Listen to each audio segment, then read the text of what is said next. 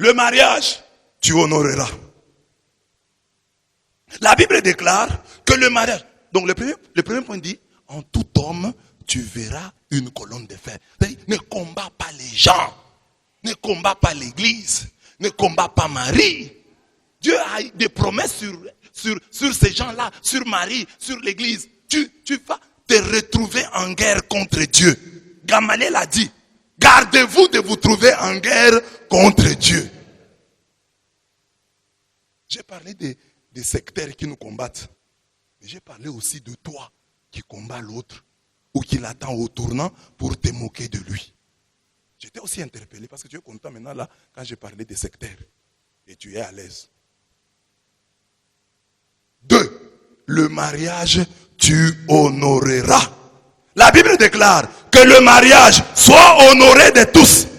Et le lit conjugal exempt de souillure, car Dieu jugera les impudiques et les adultères. Hébreux 13, 4. Dieu jugera les impudiques et les adultères. Le mariage, c'est l'union exclusive et indissoluble entre un homme et une femme. Encore un mensonge qui est véhiculé dans le monde au sujet de l'église catholique. Les gens racontent que le pape a déjà accepté le mariage des homosexuels. Bien-aimés, vous ne suivez pas France 24? Vous ne suivez pas TV5? Quelle est l'église qui est à l'avant-garde, qui est en train de lutter contre ces antivaleurs? C'est l'église catholique. Aujourd'hui dans le monde, il y a des protestants, il y a des pentecôtistes, il y a des anglicans qui quittent leurs églises, qui rentrent dans l'église catholique parce que les catholiques, ils disent, dans nos églises, on a accepté le mariage des homosexuels. Là, on ne parle pas des pentecôtistes qui ont accepté le mariage des homosexuels, des anglicans qui ont accepté. Mais on ne parle que des catholiques qui refusent. On désinforme. Aucun mensonge ne provient de la vérité. Quand quelqu'un sur l'église t'a déjà trompé une fois, ne lui fais plus confiance.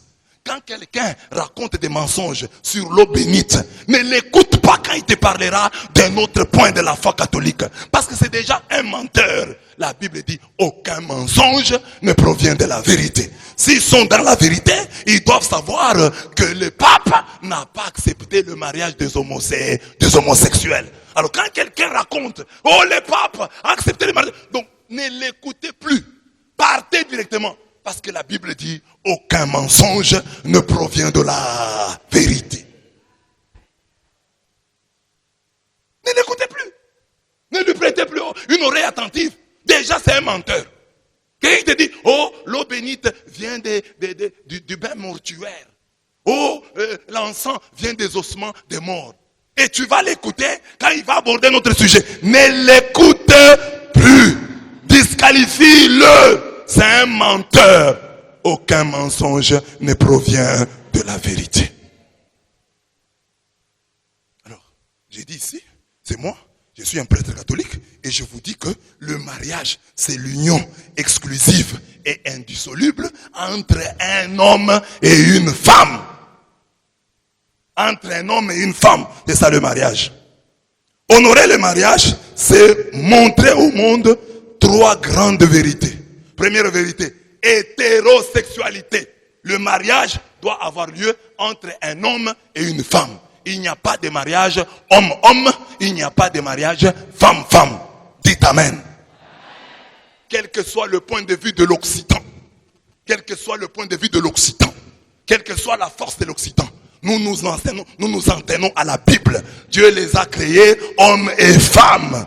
Il a créé Adam et il a créé Ève. Il y avait un homme et une femme. Quand quelqu'un vient avec le mariage entre homme-homme, entre femme-femme, nous disons que ce mariage est une abomination. Quel que soit l'argent de l'Occident, c'est une abomination. Et nous nous opposons. Et regardez comment dans le monde, ils se sont même imposés. Quand j'ai dit ce que j'ai dit ici, on va m'accuser d'homophobie.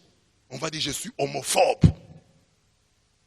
Donc celui qui se marie, qui a le mariage hétérosexuel, c'est lui qui devient l'homme anormal, le monde à l'envers. Et ces gens-là réclament, veulent que le pape puisse leur donner son quitus. Mais faites vos histoires. Est-ce que vous avez besoin du pape?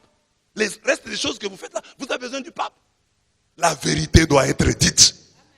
Et l'Afrique doit demeurer le bastion de Dieu. Là où le gauchen de Dieu, là où l'homosexualité n'entre pas. Que les gens soient homosexuels, oui. Qu'ils fassent leurs histoires là, comme les autres pêchent. Oui, bon.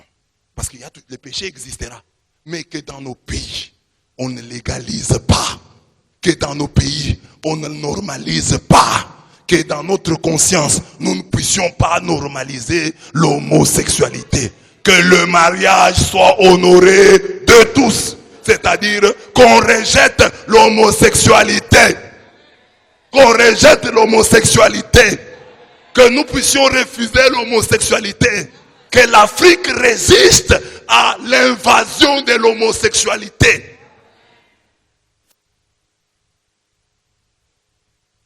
Hommes et femmes, il les créa. Que le mariage soit honoré de tous. Ça veut dire que le mariage soit monogamique.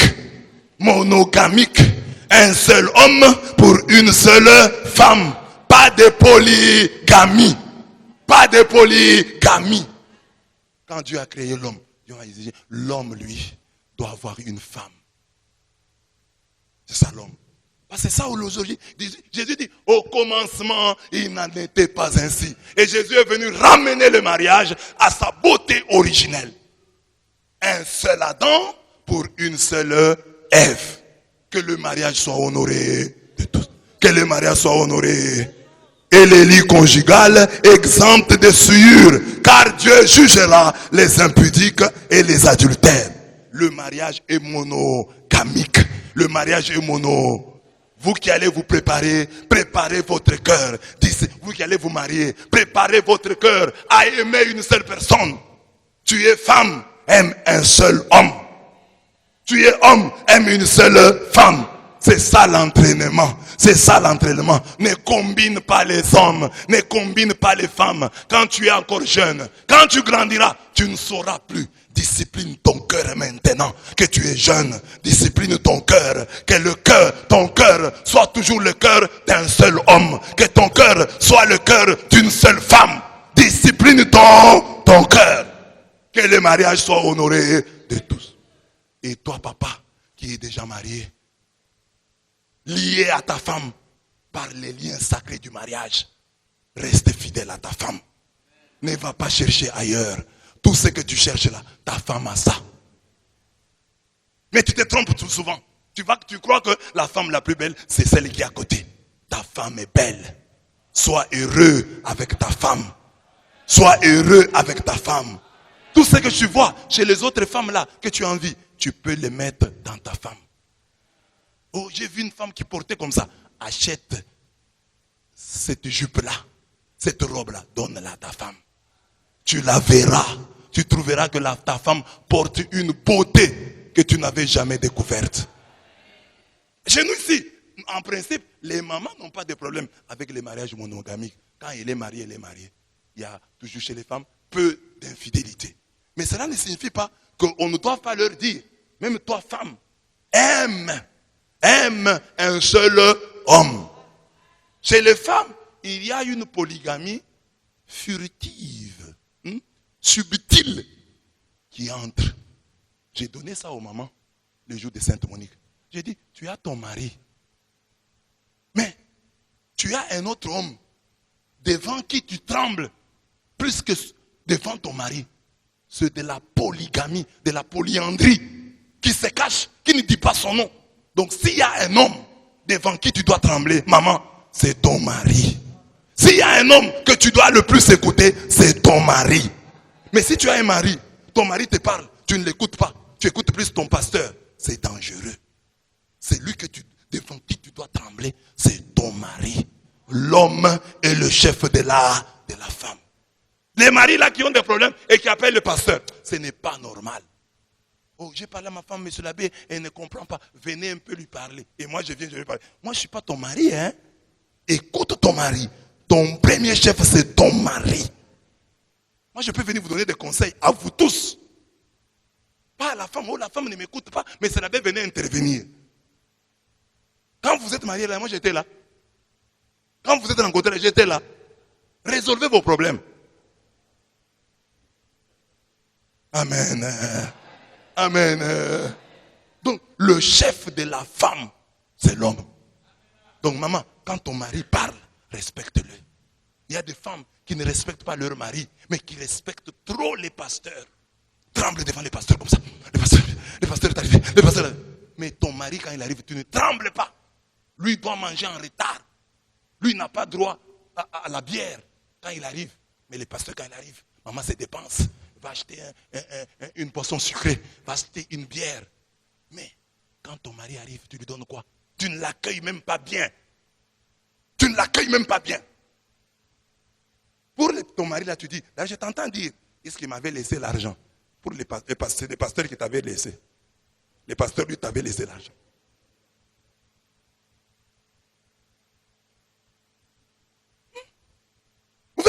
C'est une polyandrie qui se cache. Donc, tu as ton mari, mais tu respectes quelqu'un plus que ton mari. Ce n'est pas normal. C'est ton mari que tu dois respecter. Et il y a des femmes comme ça. Quand elle a des problèmes avec son mari, elle va chercher un petit garçon du quartier et commence à causer avec lui pour provoquer la jalousie de son mari. C'est de la polygamie, de la polyandrie qui se cache. Tu as des problèmes avec ton mari, tu es un petit garçon. Petit, viens ici. Voilà.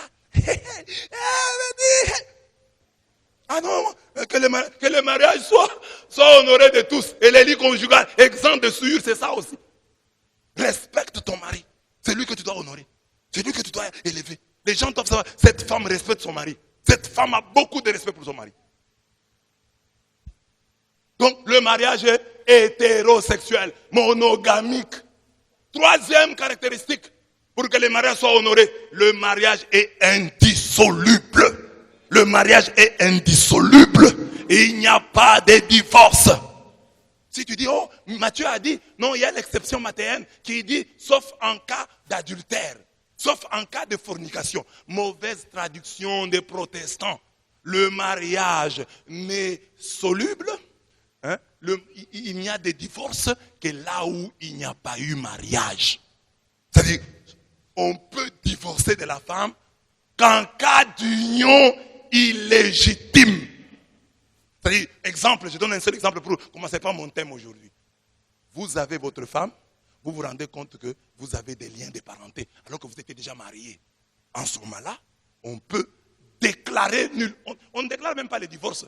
On déclare la nullité du lien matrimonial. On dit, il n'y a jamais eu mariage ici. Parce que comme ils sont du même sang, ils ne pouvaient pas se marier.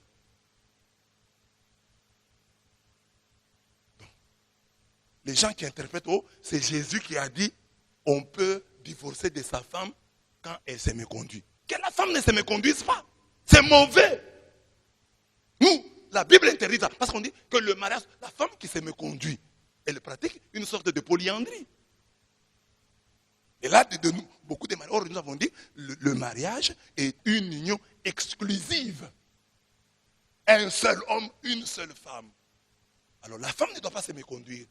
Mais si jamais cela arrivait, ce n'est pas un motif. Si, Jésus dit, si quelqu'un divorce, dans ce cas-là, qu'il ne se marie pas.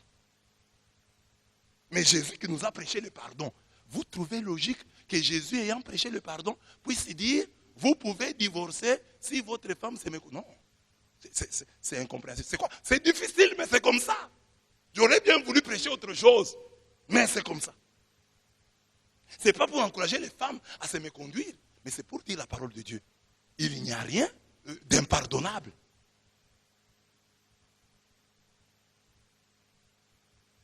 Mais maman, moi je peux prêcher comme ça. C'est bien. J'ai dit, le mariage n'est rompu qu'en cas d'union illégitime. Quand on trouve que cette union-là était illégitime. J'ai donné un cas. Par exemple ici, on vient ici, quelqu'un se marie avec une fille. Le monsieur là vient de Lubumbashi. Il s'est marié avec une fille. Ici, nous ne le connaissons pas. Le monsieur se marie. Il va avec la fille à Lubumbashi. La fille se rend compte que le monsieur était déjà marié religieusement avec une autre. On va dire qu'il n'y a pas mariage. C'est union. Dans ces cas-là, il n'y a pas eu mariage. L'Église constate qu'il n'y a jamais eu mariage. C'est dans ce cas-là qu'on peut parler des divorces, c'est-à-dire de constatation de la nullité du lien matrimonial.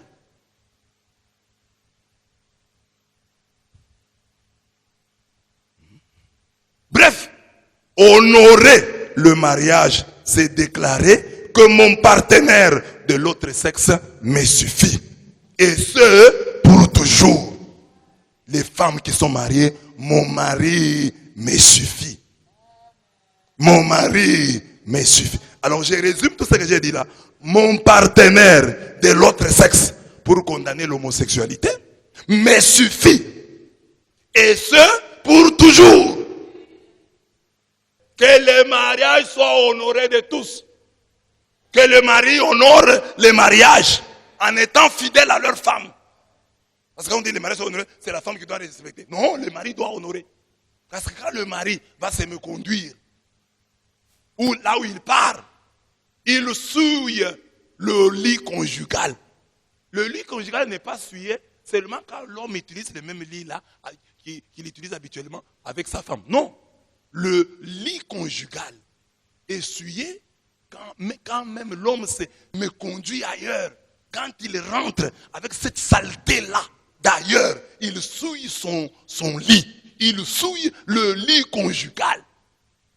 Le mariage soit honoré de tous et de toutes, des hommes et des femmes, des mariés et des célibataires, des blancs et des noirs. C'est ce que je disais ici sur la polyandrie. Je l'ai dit aussi, comme j'ai dit, que les papas ne doivent pas donner de l'argent aux filles sans en avoir informé leurs femmes pour des raisons de sécurité. De la même manière, les femmes aussi ne doivent, parce qu'il y a des femmes aussi qui ont des petits garçons qui les entretiennent, à qui ils donnent de l'argent à l'insu de leur mari.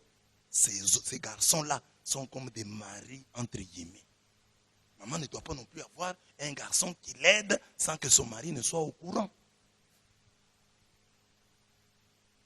Donc les mariages soient honorés de tous, des hommes et des femmes, des mariés et des célibataires, des blancs comme des noirs, des riches et des pauvres. Les mariages soient honorés de tous. Les blancs doivent honorer les mariages. Les noirs doivent honorer les mariages. Les riches doivent honorer les mariages. Les pauvres doivent honorer les mariages. Que se serait-il passé si Hérode honorait le mariage? Il n'aurait pas pu prendre la femme de son frère Philippe. Si Hérodiade gardait le lit conjugal exempt de toute souillure, elle n'aurait pas divorcé d'avec son mari pour convoiter, pour convoler en noces coupable avec le frère de ce dernier. Vous voyez, Hérodiade est tombé avec deux frères, Hérode et Philippe sont des frères.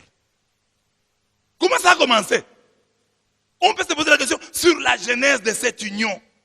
Ils causaient bien. Oh, Hérode vraiment lui m'écoute, hein? Hérode lui vraiment c'est bien, hein? Le frère, ton beau-frère. Et tu es tombé avec. Quand tu ne disciplines pas ton cœur, tu ne sais pas, femme, ce qui va t'arriver. Quand tu ne disciplines pas ton cœur, tu ne sais pas, homme, ce qui va t'arriver.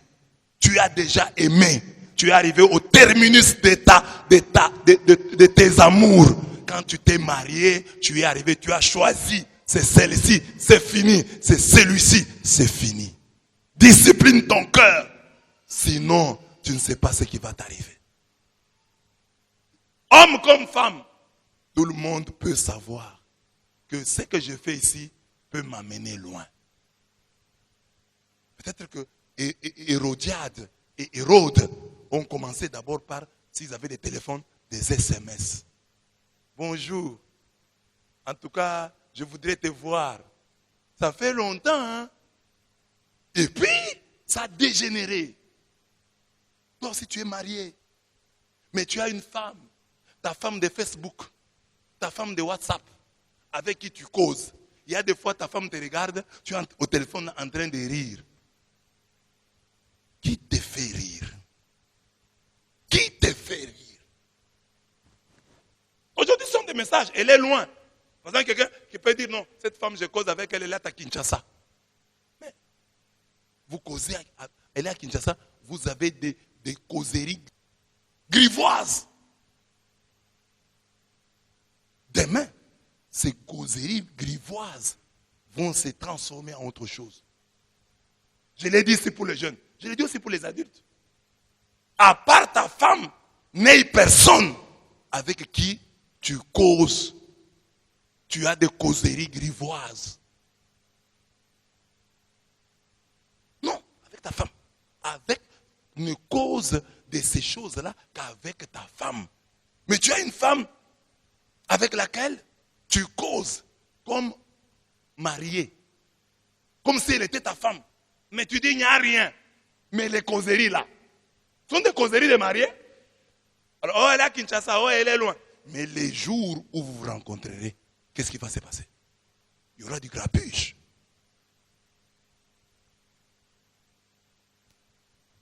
Que le mariage soit honoré de tous. Et toi, femme, n'aie pas un homme avec qui tu causes. Tu as des causeries grivoises, vous blaguez, des blagues à caractère érotique. Oh non, il n'y a rien. Il est en Europe.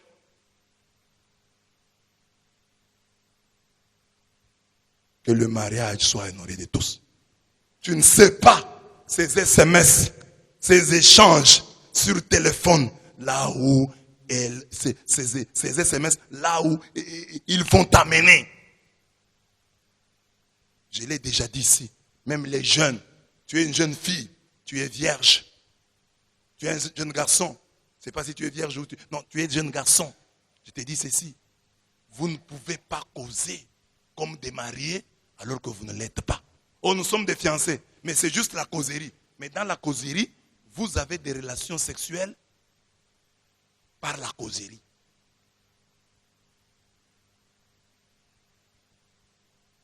Vous ne savez pas où ça va vous conduire.